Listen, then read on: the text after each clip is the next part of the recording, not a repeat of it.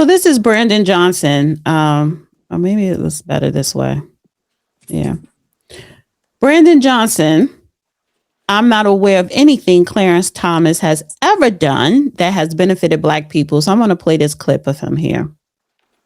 Judicial Watch is suing the city of Chicago over its reparations task force, saying that it's discriminatory by race when you said it wouldn't just benefit Blacks, especially foundational Black Americans. Doesn't deviation from recently supported case law to institutions of higher learning, where Clarence Thomas laid out a legislative package, make the program unnecessarily vulnerable, status by race versus status by injured class? Yeah, I'm not aware of anything that Clarence Thomas has ever done that has benefited Black people. Well, I just told you. I mean, you read something, but there's no evidence that anything that the justice has ever done on behalf of the interests of Black people or even marginalized people in general. Well, it's in his concurring opinion, but anyway. We got it. But as far as, any lawsuit against the city of Chicago as it relates to reparations, the whole point of reparations is to repair the harm that was done to Black folks. That's what it's designed to do. As you might know, Department of Justice, under the leadership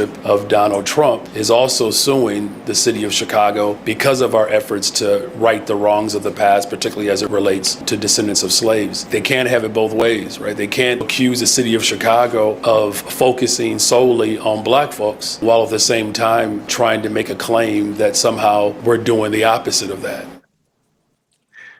For almost 60 years, we've been telling the woke crowd that you cannot do what this character is talking about. You cannot put a preference from a group into law unless you make a manifest demonstration that it is restorative rather than something else, because there's always been this consideration of reverse discrimination. The whole civil rights era was predicated on Black folk being treated as inferior because other people were treated as having more rights. Orwell's all animals are equal / but pigs are more equal than others. So what he's talking about with his version of reparations, and as he foresees the law needing to become, is that Black folk become more equal than everybody else in the scheme of things. And if it's not neutral, you can't do anything with it under American law if it's not remedial. And right now, look at him. He's mayor of the third largest city in the United States that used to be run by Al Capone, the Dalys, senior and junior, and a machine. And by the very fact that he holds the office he holds, where he holds it, illustrates that there is no longer a remedial necessity for this thing. So if they can't come up with a neutrally crafted reason, they're going to run afoul of the fact that American law is predicated on equality of treatment. So you have a problem here. And he is illustrating something that is typically Democrat Party stuff. The man pointed out, well, this is in his written opinion. It is law for the United States of America, and you want to disregard it? Well, if it's not race-based, that would benefit foundational Black Americans' claim to reparations, because I just want to highlight this, what the mayor said, that's not sitting well with me. So the reporter says Judiciary Watch is suing the city of Chicago over its reparations task force, saying that it's discriminatory by race, right? And that is you cannot do anything that's race-based. That's right. That's the current law. But now the mayor comes back and say, when you said it wouldn't just benefit Blacks, especially foundational Black Americans, doesn't deviate from recently supported case law to Institute of Higher Learning, where Clarence Thomas laid out a legislation package, make the program unnecessarily valuable, status by race versus status by injured class. That's what the reporter said, because the mayor said it's not just going to benefit foundational Black Americans, but What other Doesn't the fool get what he said? Exactly, because here's the thing. What other group of people will reparations benefit? Because it's not by race, it would be about lineage. And if you go by lineage, it just so happened it would be foundational Black Americans, not Black immigrants, not Jewish people, not Hispanics, not all these other people of color. It would be foundational Americans.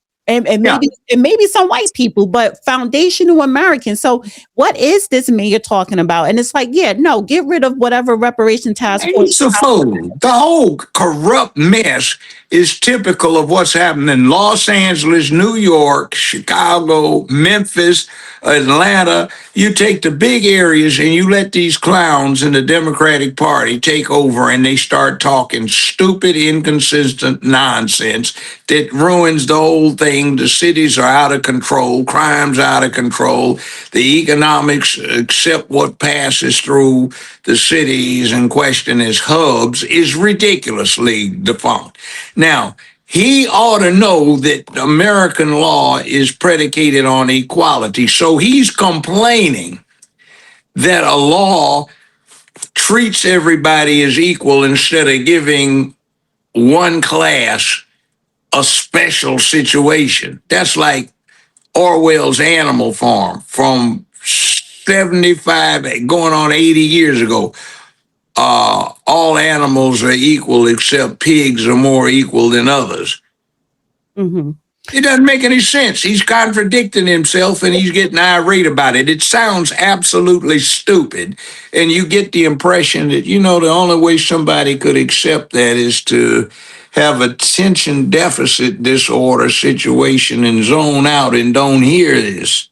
So as far as him saying he don't remember Clarence Thomas ever doing anything to benefit Black Americans, well, for Clarence Thomas to say, let's not have race base, eliminate race base, technically that does help Black Americans. Well, that was the whole civil rights thing, to eliminate race-based discrimination against the class of Black folk. And so you wanted that? That's what all these people died for all these years and decades leading up to the 60s. And you want to turn around and reverse it? What kind of fool are you? Because it wasn't about Black people, it was about a group of injured people. So you have race versus the injured. Well, it's in the Constitution, it cannot be race-based. But if it's an injured group who is seeking justice or should have equal rights, that does benefit foundational Black Americans. That benefits everybody, including us, as opposed to race. Because remember, we did the show on the Louisiana lawsuit. It was a particular parish in Louisiana, and they were suing a chemical company. And we read their the lawyer's deposition, and you fell out because they included going back to slavery, all this race stuff and slavery, and their case was dismissed because the lawyers presented it on race base and not the injured people. Yeah, what you're talking about is this. Judge, how come they get a Japanese reparations after World War II? I said, you are misreading it. Enlighten yourself. They said we violated the Constitution because these individuals were Japanese, and without due process of law, we locked them up, deprived them of their liberty. We know who they are because every single one of these people is recorded by name, circumstance, previous place of residence, and where they were kept in a prison camp just because of what they are. They were individually done wrong. It's not we award them because they were Japanese. What we are awarding them reparations for is because they got personally done wrong because they were Japanese. So we undo that wrong. Right. Now, they don't get it because I guess our grasp of education is too low for the 21st century.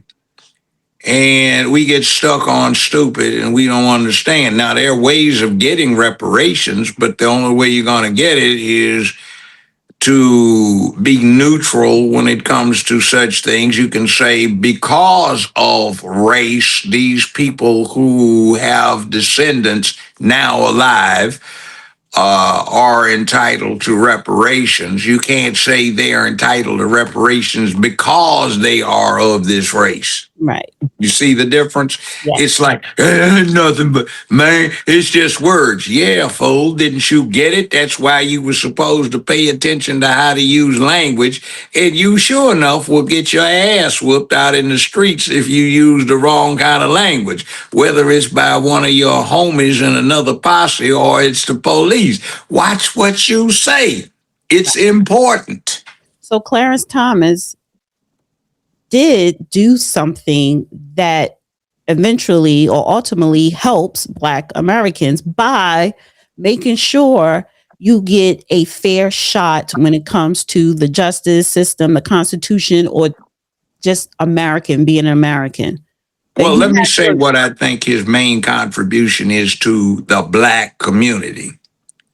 His sensible refusal to deviate from what the Constitution says, the Bill of Rights says, and what both of them intend, and that has to do with the right to keep and bear arms.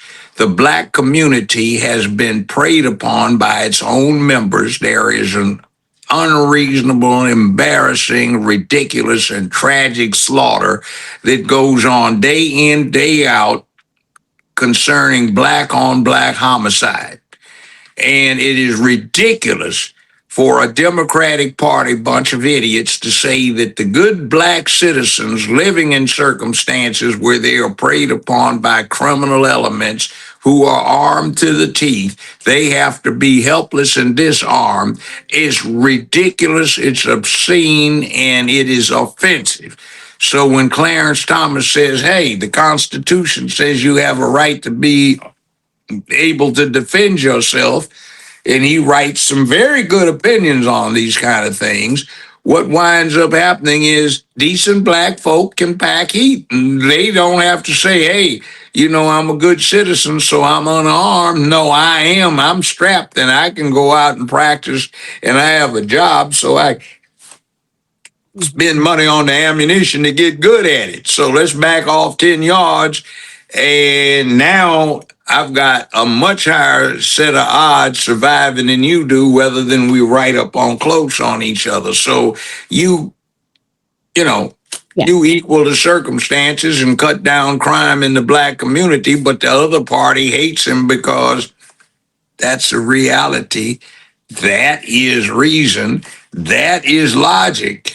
Right. You know, and he doesn't want you to be helpless, but the Democratic Party wants you to be helpless, dependent, uneducated, unskilled, unemployable, and dependent upon them, so you will do what they tell you to do when they herd you back into the barn.